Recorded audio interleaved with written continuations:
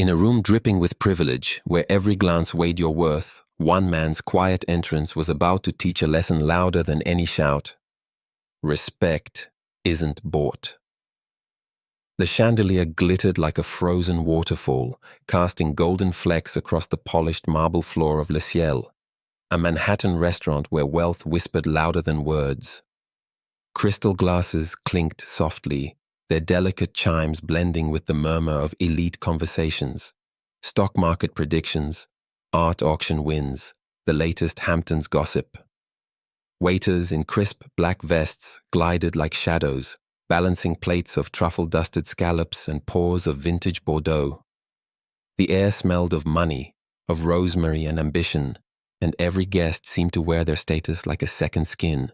Tailored suits, designer dresses, watches that cost more than a car. At the far end of the dining room, a grand piano played a soft jazz tune, its notes curling around the room like smoke. This was a place where appearances ruled, where a single glance could weigh your worth. The heavy glass doors swung open, and a man stepped inside. He wore a plain gray hoodie, faded jeans, and scuffed sneakers. A black baseball cap sat low, shading his face, though a faint stubble and sharp jawline peeked out. His steps were unhurried, almost lazy, as he scanned the room for an empty table. Heads turned, eyebrows arched. A few patrons smirked, their lips curling as if his presence was an insult to the restaurant's polished aura. He didn't belong here, not in this temple of opulence. The man, Cristiano Ronaldo, moved toward a small table in the corner, his posture relaxed, his eyes calm but sharp, like someone used to being watched. He pulled out a chair, sat down, and glanced at the menu, oblivious to the silent judgments rippling around him. Before we dive in, drop a 1 in the comments if you love inspiring stories, hit subscribe and stick around. There's a jaw-dropping twist at the end. Across the room, James, a waiter with slicked back hair and a permanent sneer, noticed the new arrival. His eyes narrowed. He adjusted his vest, straightened his tie, and strode over with the confidence of a man who thrived on control. James had worked at Le Ciel for 3 years, serving CEOs, celebrities, and old money heiresses. He could spot a fraud a mile away. Or so he thought. To him, this guy in the hoodie was a nobody, a drifter who'd wandered into the wrong place. James stopped at the table, arms crossed, his voice sharp enough to cut glass. "Excuse me, sir, do you have a reservation?" Ronaldo looked up, his gaze steady, a faint smile tugging at his lips. "No, I don't, but I saw open tables. Figured I'd grab a bite." His voice was low, accented, carrying a warmth that didn't match the room's icy elegance. James's lips twitched, his eyes raking over Ronaldo's outfit, cheap, unremarkable, an affront to the restaurant's unspoken dress code. "This is Le Ciel," James said, his tone louder now, dripping with disdain. "We cater to a certain clientele. You need a reservation. And frankly, you don't look like you belong here." The words landed like a slap, sharp and deliberate. Nearby tables fell silent. A woman in a red gown stifled a laugh. A man in a pinstripe suit raised an eyebrow, sipping his wine. The air grew heavy, charged with the weight of judgment. Ronaldo didn't flinch. He leaned back in his chair, his hands resting loosely on the table, his smile fading but not gone. His eyes held James's, not with anger, but with something deeper. Patience, maybe, or pity. The silence stretched, uncomfortable, electric. At the hostess stand, Mia, a new employee with wide eyes and a nervous habit of twisting her bracelet, watched the scene unfold. Her stomach churned. She'd only been at Le Ciel for a month, still learning the rhythm of this high-stakes world, but something about James's tone felt wrong, cruel. She glanced at the kitchen door, where Antonio, the grizzled head chef, stood wiping his hands on a towel.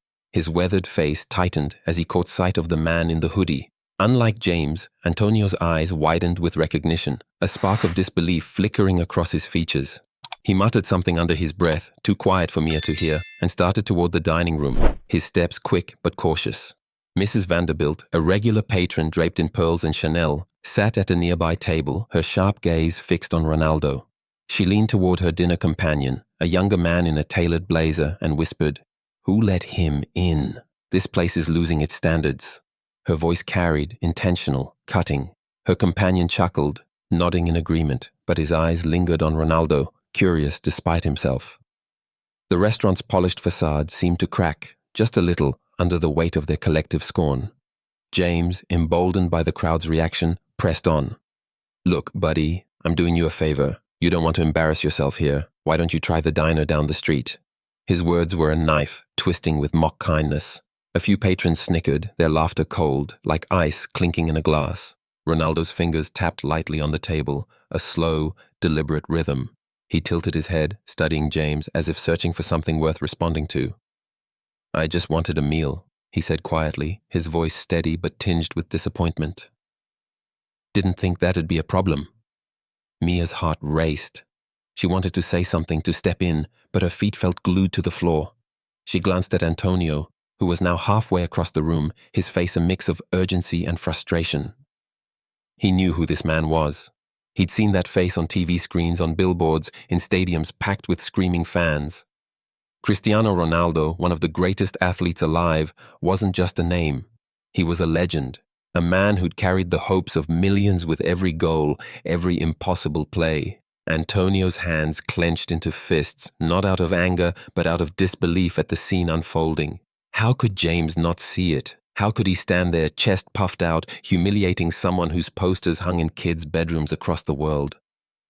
Mia's eyes darted back to Ronaldo, who hadn't moved, hadn't raised his voice. His calm was unnerving, like a storm held back by sheer will. She noticed the way his jaw tightened, just slightly, the only hint of the weight he carried. The room's energy shifted. Some patrons leaned forward, sensing the tension, their curiosity piqued. Others turned away, pretending to focus on their plates, but their ears were locked on the exchange. Mrs. Vanderbilt's lips pursed, her fingers tapping her wineglass impatiently. She muttered something about standards again, but her voice lacked its earlier venom. James, oblivious to the growing unease, doubled down. I'm not asking, sir. I'm telling you. Leave. Now. His voice cracked the silence like a whip, and a few gasps rippled through the room. Mia's hands trembled. She took a step forward, then stopped, her courage faltering. Antonio was closer now, his eyes locked on Ronaldo, as if willing him to stay calm, to not let this spiral. Ronaldo's gaze swept the room, taking in the faces, some mocking, some uncertain, some ashamed. He leaned forward, elbows on the table, and spoke softly, almost to himself. You know, I've been in a lot of places. Fancy ones, simple ones. Never thought I'd have to prove myself to eat. The words hung in the air, simple but heavy, like stones dropped into still water. Mia felt a lump in her throat. Antonio froze, his towel twisting in his hands. Even Mrs. Vanderbilt shifted in her seat, her pearls glinting as she looked away. James, though, didn't back down. His face flushed, his pride stung by Ronaldo's calm defiance. This isn't a debate, he snapped. You're leaving, or I'm calling security. The threat felt hollow, but it carried a sting, a final jab meant to wound. Ronaldo's eyes darkened, not with anger, but with a quiet sorrow, the kind that comes from being judged too many times before. He pushed his chair back slightly, as if considering his next move, but didn't stand. Instead, he looked at James, really looked at him, and said, You don't even know who I am, do you? The question wasn't accusatory. It was almost sad, like a plea for understanding. James scoffed, rolling his eyes. Doesn't matter. Rules are rules.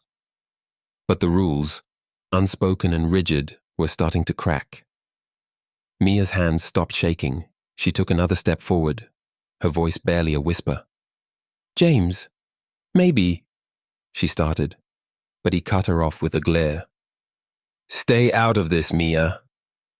His tone was sharp, but there was a tremor in it, a hint of doubt. Antonio reached the table, his presence commanding despite his stained apron. He leaned in, his voice low but firm. James, stop. You're making a mistake. James turned, annoyed, his arms still crossed. What, Antonio? He's not on the list. He's nobody. Antonio's eyes flashed, and he pointed at Ronaldo, his voice dropping to a near whisper. That's Cristiano Ronaldo. You're talking to a legend. The words landed like a thunderclap, silencing the room. James's face froze, his sneer replaced by a flicker of panic. Mrs. Vanderbilt's wineglass paused mid-air, her lips parting in shock. The piano's notes seemed to falter, though the pianist kept playing. Ronaldo didn't move, didn't gloat, didn't even look surprised. He just sat there, his hands folded, his eyes steady, as if he'd known this moment was coming all along. The air in Le Ciel felt different now, heavier, charged with something unspoken. Mia's heart pounded, her mind racing to process what she'd just heard. Mrs. Vanderbilt's companion leaned forward, whispering, "Ronaldo? The soccer guy?" The room buzzed with quiet murmurs, heads turning, eyes wide. James's arms dropped to his sides, his confidence crumbling like dry leaves. He opened his mouth, then closed it, his face a mix of disbelief and dread. Ronaldo's gaze shifted to Antonio, a small nod of acknowledgement, but he didn't speak. He didn't need to. The truth was out, and it was sharper than any insult James had thrown. The restaurant, with all its glamour and pretense, felt small in that moment, exposed under the weight of one man's quiet dignity. And Ronaldo, still seated, still calm, carried a presence that no chandelier or vintage wine could ever match. The silence in Le Ciel was deafening, a heavy pause that swallowed the clink of glasses and the soft jazz from the piano. The air felt thick, like the moment before a storm breaks. Cristiano Ronaldo sat at the corner table, his grey hoodie a stark contrast to the polished elegance around him. His hands rested calmly on the table, fingers loosely clasped, but his eyes, sharp, steady, and tinged with a quiet intensity, held the room captive. James, the waiter, stood frozen, his face drained of colour, the weight of Antonio's words still ringing in his ears. "That's Cristiano Ronaldo. You're talking to a legend." The revelation hit like a shockwave, rippling through the dining room. Patrons shifted in their seats, their whispers growing into a low hum. Mrs. Vanderbilt, her pearls glinting under the chandelier, set her wineglass down with a trembling hand, her earlier smugness replaced by a flicker of unease. Mia, the young hostess, clutched her bracelet, her heart pounding as she watched the scene unfold. She felt the air shift, as if the restaurant's pristine facade had cracked, exposing something raw and human beneath. James's mouth opened, then closed, his arrogance crumbling like a house of cards. He took a step back, his eyes darting between Ronaldo and Antonio, searching for a way to salvage his pride.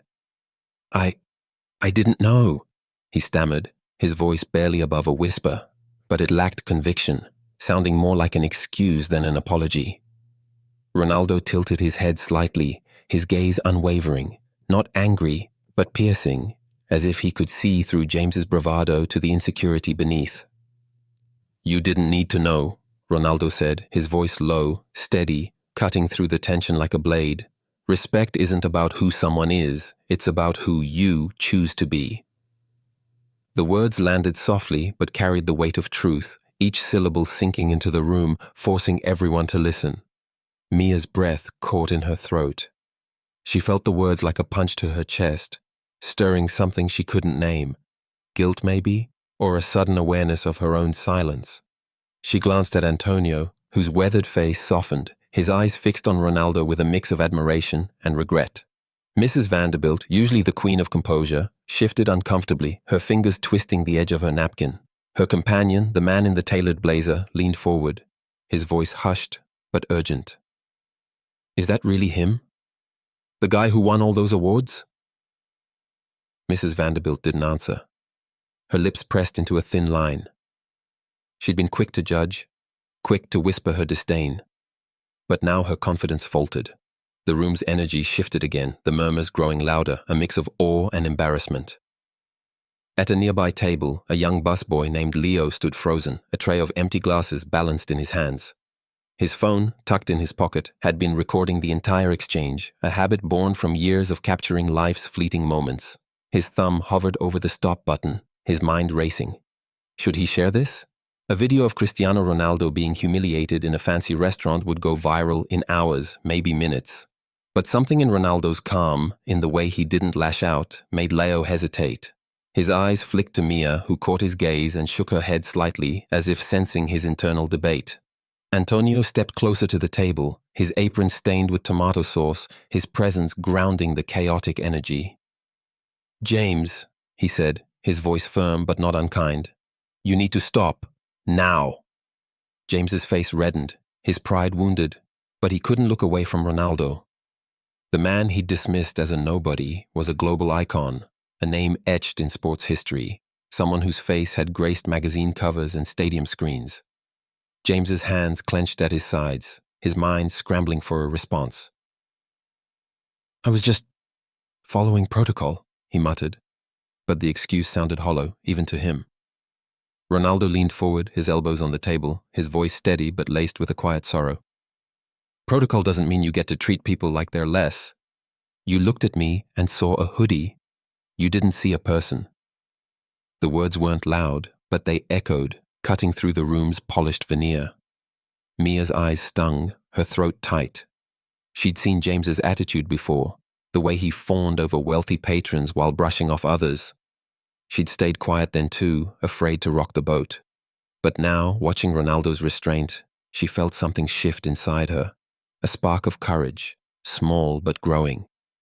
The manager, Mr. Thompson, appeared from the back, his polished shoes clicking on the marble floor. He was a tall man, mid-50s, with a slick suit and a practiced smile that hid his panic. Word had reached him through a frantic server, and his eyes widened as he recognized Ronaldo. "Mr. Ronaldo," he said, his voice smooth but tinged with desperation. "I am so sorry for this misunderstanding. This is not how we operate at Le Ciel. Please, stay. Your meal is on us." He shot James a sharp glance, a silent warning, but James stood rigid, his jaw tight, unwilling to fully back down. Ronaldo's gaze shifted to Mr. Thompson, then back to James, his expression unreadable. "I don't want a free meal," he said, his voice calm but firm. "I didn't come here to prove anything. I just wanted to eat, same as everyone else." The simplicity of his words stung, exposing the absurdity of the situation. The room fell quiet again, the piano's notes fading into the background. Mrs. Vanderbilt's napkin was now a crumpled mess in her hands, her face flushed with something close to shame. Mia took a shaky step forward, her voice barely audible. "Sir, I'm sorry too. I should have said something." Her words were soft, almost lost in the hum of the restaurant, but Ronaldo's eyes met hers, and he nodded, a small gesture that felt like forgiveness. James, though, wasn't ready to let go. "Look, I made a mistake, okay?" he said, his voice louder now, defensive. "But you can't just walk in here looking like that and expect—" He stopped, catching himself, but the damage was done. Antonio's hand shot up, cutting him off. "Enough, James," he said, his tone sharp, like a father scolding a child. "You don't get it, do you? This isn't about how he looks. It's about how you acted." James's face burned, his eyes darting to the floor, unable to meet Ronaldo's gaze. Leo, still clutching his tray, slipped his phone back into his pocket, his decision made. He wouldn't post the video, not yet. Something about Ronaldo's quiet strength made him want to protect this moment, not exploit it. Ronaldo stood, his movements slow, deliberate, like a man who carried the weight of the world but refused to let it break him. The room watched, breath held, as he adjusted his cap, his eyes sweeping over the faces around him, some curious, some ashamed, some still processing. "I've been in places like this all my life," he said, his voice steady, carrying across the room. "Places where people think they know you before you even speak. But you know what I've learned? Respect doesn't come from fame or money, it comes from here." He tapped his chest, a simple gesture that felt like a sermon. "You don't need to know my name to treat me like a human being." The words hung in the air, heavy with truth, and the room seemed to shrink under their weight. Mia's eyes welled up, her hands trembling as she twisted her bracelet. Mrs. Vanderbilt looked away, her face pale, her earlier arrogance replaced by a quiet discomfort. Even Mr. Thompson, usually quick with a polished response, stood silent, his hands clasped tightly behind his back.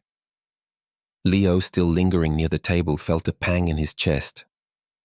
He thought of his own life, the times he'd been overlooked, dismissed, judged for his worn shoes or his second-hand clothes. Ronaldo's words weren't just for James, they were for him, for Mia, for everyone in that room who'd ever let appearances cloud their judgment. The restaurant, with its glittering chandeliers and overpriced plates, felt small, almost suffocating in the face of Ronaldo's quiet power. James, for the first time, looked truly lost, his shoulders slumping, his bravado gone. He opened his mouth to speak, but no words came. Ronaldo's gaze softened just slightly, as if he saw the struggle behind James's defiance. "You've got a choice," Ronaldo said, his voice almost gentle now. "Every day, you choose who you're gonna be. I hope you choose better next time." The words weren't cruel, but they cut deep, exposing James's flaws in a way no insult ever could. The room remained still, the air heavy with reflection. Mrs. Vanderbilt's companion leaned back in his chair, his eyes fixed on Ronaldo, a mix of awe and regret in his expression. The other patrons, once eager to mock, now sat in silence, their faces a gallery of guilt and realization. Mia felt a surge of resolve, her earlier fear giving way to something stronger. She wanted to speak, to apologize again, but Ronaldo's presence seemed to demand silence, a moment to let his words settle. Antonio, still standing nearby, gave Ronaldo a small nod, a gesture of respect that needed no words. Leo's fingers brushed his phone again, but he let it go, his heart heavy with the weight of what he'd witnessed. The restaurant, for all its glamour, felt exposed, its flaws laid bare by one man's quiet dignity, and Ronaldo, still standing, his hoodie and cap unchanged, carried a presence that no amount of wealth or status could ever match.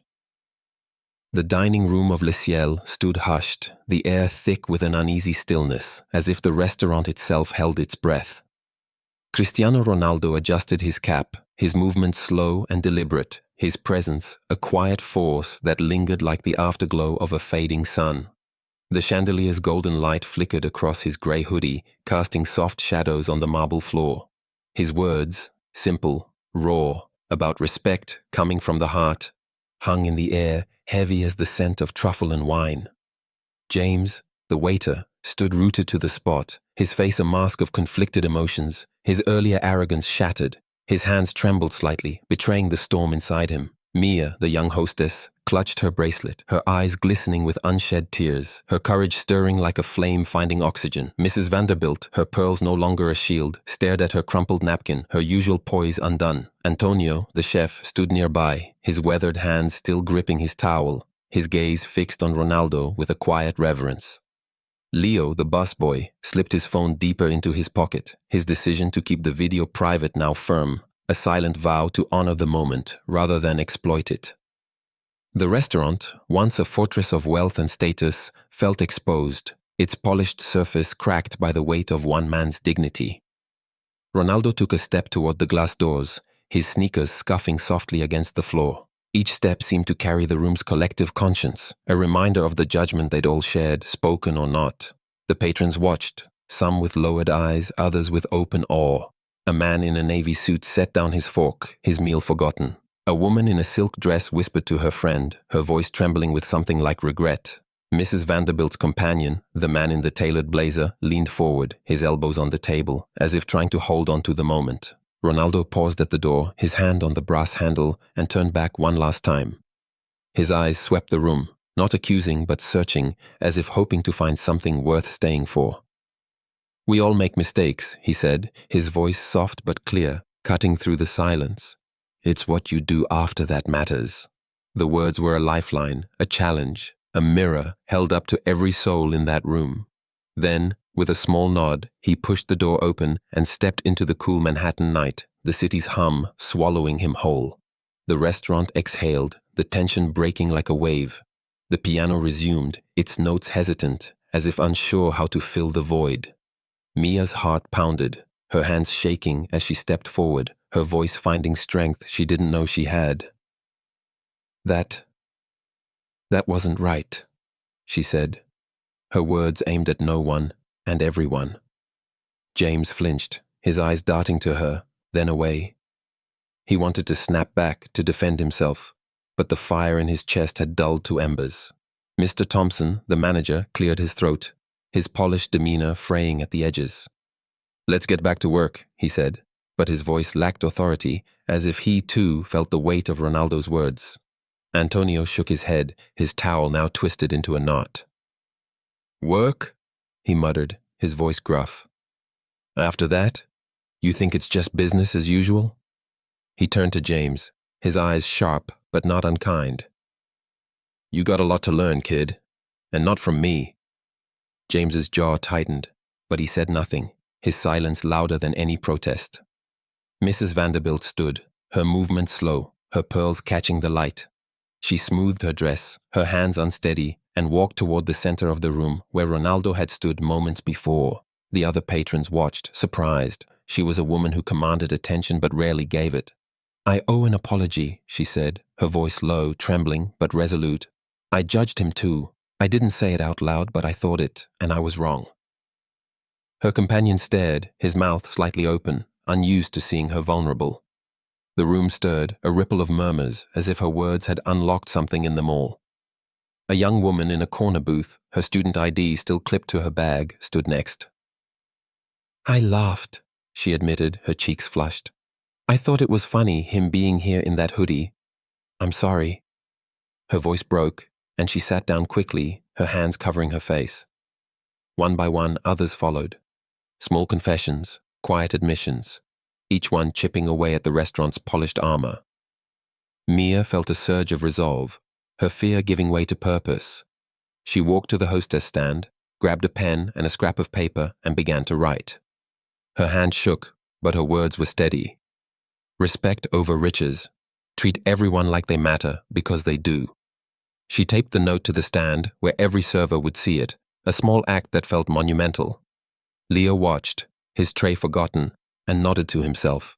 He thought of his own life, the times he'd been invisible, dismissed by people like James, people like the old Mrs. Vanderbilt. He stepped forward, his voice quiet but firm. "I almost posted that video," he said, his eyes on Mia. "Thought it'd get likes, make me feel big. But he didn't fight back. He didn't need to. That's what stopped me."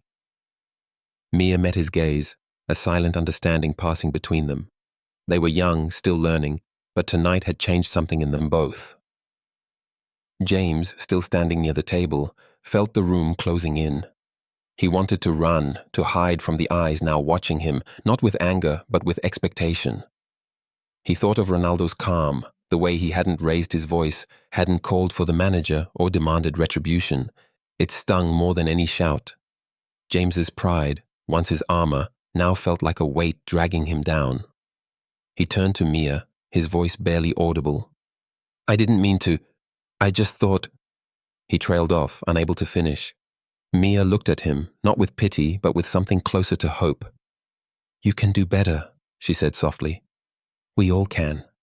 James nodded, his throat tight, and for the first time he felt the sting of his own actions, not just their consequences. Mr. Thompson, sensing the shift, stepped forward, his usual polish replaced by a rare sincerity. "This doesn't happen again," he said, his voice firm but not cold. "Not here. Not anywhere." He looked at Mia's note, then at the staff, his eyes lingering on James. "We're better than this, or we will be." He motioned to Antonio, who nodded and headed back to the kitchen, but not before pausing at Mia's side. "Good job, kid," he whispered, his hand briefly squeezing her shoulder. The restaurant began to stir, servers moving again, plates clinking, but it wasn't the same. The air felt different, lighter, as if a veil had been lifted. Patrons returned to their meals, but their conversations were quieter, more reflective.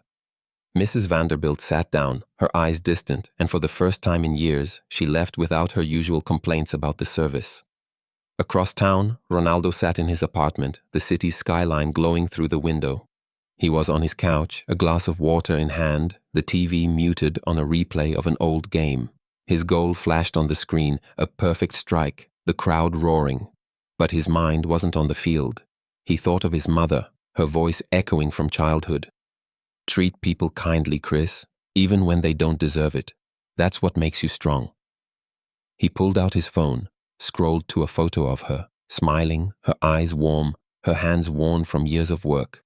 He typed a caption, simple but true. "She taught me everything." He didn't post it, didn't need to. The lesson was his, not the world's. He leaned back, his cap now off, his hair loose, and closed his eyes. The night played in his mind, the judgment, the silence, the weight of being seen but not known. But there was no anger, only a quiet resolve to keep being himself, no matter what anyone thought. Back at Le Ciel, the note Mia had written became something more. Mr. Thompson had it framed, a small gold plaque hung in the staff room where every server passed before their shift. Respect over riches. It wasn't just words, it was a promise. James read it every day, his heart heavy but his steps lighter, as if he were rebuilding himself one choice at a time. Mia too changed. She greeted every guest with the same warmth, whether they wore designer suits or faded jackets. Leo kept his phone in his pocket, his focus now on the people around him, not the likes he could chase. The restaurant, once known for its exclusivity, became something else, a place where people came not just for the food, but for the story, the one that spread quietly through the city. A story of a man who walked in, was judged, and left a lesson that no one could forget. The change wasn't just inside Le Ciel. Patrons carried it with them, telling friends, family, strangers about the night they saw Cristiano Ronaldo and learned something deeper than his fame. Mrs. Vanderbilt, once untouchable, started tipping better, asking servers their names. The young woman with the student ID wrote an essay about it for her college class, her words raw and honest. The restaurant's reputation grew, not for its chandeliers or its menu, but for its humanity. And Ronaldo? He never returned, not out of bitterness, but because his work there was done. He'd planted a seed, one that grew in the hearts of those who'd watched, listened, and learned. The city moved on, its lights bright, its pulse fast, but in that one corner of Manhattan, something had shifted, something that no amount of wealth could buy. The story of Cristiano Ronaldo's encounter at Le Ciel is more than a tale of a celebrity facing prejudice. It's a mirror held up to our own biases, a reminder of how quickly we judge and how deeply our actions can resonate. As I read through the chapters, I felt a mix of emotions, anger at James's arrogance, admiration for Ronaldo's composure, and a quiet shame for the times I've made snap judgments myself. The narrative, set in the polished world of a Manhattan restaurant, exposes the fragility of human connection when we let appearances dictate our behavior. It's a story that lingers, not because of Ronaldo's fame, but because it forces us to confront the ways we treat others and, more importantly, how we can change. The first thing that struck me was Ronaldo's calm. In a room dripping with wealth and status, where every glance was a measurement of worth, he walked in with a hoodie and sneakers, unbothered by the unspoken rules. When James humiliated him, Ronaldo didn't lash out or pull the celebrity card. He sat there steady, his words measured. Respect isn't about who someone is. It's about who you choose to be. That hit hard. It's easy to get angry, to fight fire with fire, but Ronaldo chose dignity over retaliation. In my own life, I've had moments where I've snapped at someone, a rude driver, a snarky coworker, thinking it would make me feel better. It never does. Ronaldo's restraint reminds me that strength isn't in shouting back, it's in staying true to your values, even when someone's trying to tear you down. Applying this means pausing before reacting, choosing words that build rather than break, whether I'm dealing with a stranger or someone close. Mia's arc resonated deeply too. As the new hostess, she was scared to speak up, afraid of rocking the boat in a high-stakes environment. I've been there, standing on the sidelines, knowing something's wrong but staying quiet to avoid trouble. Her small act of courage, writing respect over riches and taping it to the stand, was a turning point. It wasn't loud or dramatic, but it was powerful. It's a reminder that change doesn't always require grand gestures. Sometimes it's a note, a kind word, a single step forward. In my own life, I can apply this by speaking up when I see unfairness, even if my voice shakes. Whether it's calling out a friend's insensitive comment or supporting a coworker who's being overlooked, those small moments add up. Mia teaches us that courage grows with action, and even the quietest voices can spark change. James's journey, though painful, is a lesson in accountability. His arrogance blinded him, but Ronaldo's words forced him to face himself. I felt a pang of recognition here. I've judged people too quickly, dismissing someone because of their clothes, their accent, or their job. It's a human flaw, but James's transformation shows it's not permanent. He didn't change overnight, but he started the process, reading Mia's note daily, letting it sink in. This applies to life in a big way. We all mess up, but growth comes from owning it. Instead of doubling down on defensiveness, I can admit when I'm wrong, learn from it, and do better. Whether it's apologizing to a friend I've misjudged or rethinking how I approach strangers, James's arc is a call to keep evolving. Mrs. Vanderbilt's shift surprised me most. She was the epitome of privilege, quick to sneer at Ronaldo's hoodie, yet her confession, I judged him too, was raw and honest. It made me think of the times I've let status cloud my perspective, like assuming someone's less capable because they don't fit a certain mold. Her change, from aloof to vulnerable, shows that no one's too set in their ways to grow. In my life, this means checking my assumptions, especially in professional or social settings where it's easy to size people up based on appearances. Maybe it's giving the new guy at work a chance to shine, or listening to someone I'd usually overlook. Mrs. Vanderbilt's humility reminds me that growth is possible at any age, in any station. Leo's decision not to post the video was another gut punch. In a world obsessed with viral moments, he chose respect over clout. I felt that pull, wanting to share a juicy story or post a snarky comment for likes. But Leo's choice to protect Ronaldo's dignity over chasing fame is a lesson in integrity. It's about valuing people over attention. In my own life, I can apply this by thinking twice before sharing something online, asking myself, does this hurt someone? Does it add value? It's a small shift, but it's how we build a culture of respect, one choice at a time. The restaurant itself became a character, transforming from a symbol of exclusivity to a place of reflection. The plaque reading "Respect over Riches" wasn't just decor, it was a commitment. It made me think about the spaces I inhabit, my workplace, my community, my home. How do I contribute to those environments? Do I make them more inclusive, more human? This lesson applies directly to my life. I can set the tone wherever I am. At work, I can greet everyone with the same warmth, from the janitor to the CEO. At home, I can listen to my family without judgment, even when we disagree. The restaurant's change shows that one moment, one person, can shift an entire culture if we're willing to act. Ronaldo's reflection at home, thinking of his mother's teachings, sealed the story's impact. Treat people kindly, even when they don't deserve it, she'd said. That's the heart of it. Kindness isn't conditional, it's a choice, a discipline. I've had days where I've been short with a cashier or ignored a stranger's struggle because I was in a rush. Ronaldo's story challenges me to slow down, to see people as people, not obstacles. Whether it's holding the door for someone, smiling at a stranger, or listening to a friend's troubles, these acts of kindness ripple outward, just like Ronaldo's words did in Le Ciel. The broader lesson here is about the power of example. Ronaldo didn't need to shout or demand respect. His actions spoke louder. In my life, I can lead by example too. If I treat others with dignity, even when it's hard, I'm setting a standard for those around me. At work, if I'm fair and inclusive, it encourages others to do the same. In my community, if I volunteer or help a neighbor, it inspires others to pitch in. The story shows that change starts with one person's choices, and that's a responsibility I can carry every day. Ultimately, this story is a call to examine our hearts. It's easy to point fingers at James or Mrs. Vanderbilt, but the truth is, we've all judged too quickly, stayed silent too long, or chased the wrong kind of validation. The lesson isn't to be perfect, it's to be better. To pause before judging, to speak up for what's right, to choose kindness over clout. In a world that often values wealth, status, or likes, Ronaldo's story reminds us that true worth lies in how we treat each other. It's a lesson I'll carry forward in every interaction, every day, striving to be the kind of person who makes the world a little more human, a little more kind. If this story touched you, hit that like button to show your support.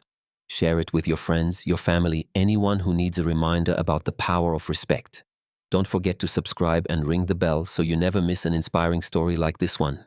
And in the comments, tell us, have you ever been judged for your appearance or caught yourself judging someone else? What did you learn? Let's start a conversation and keep this lesson alive.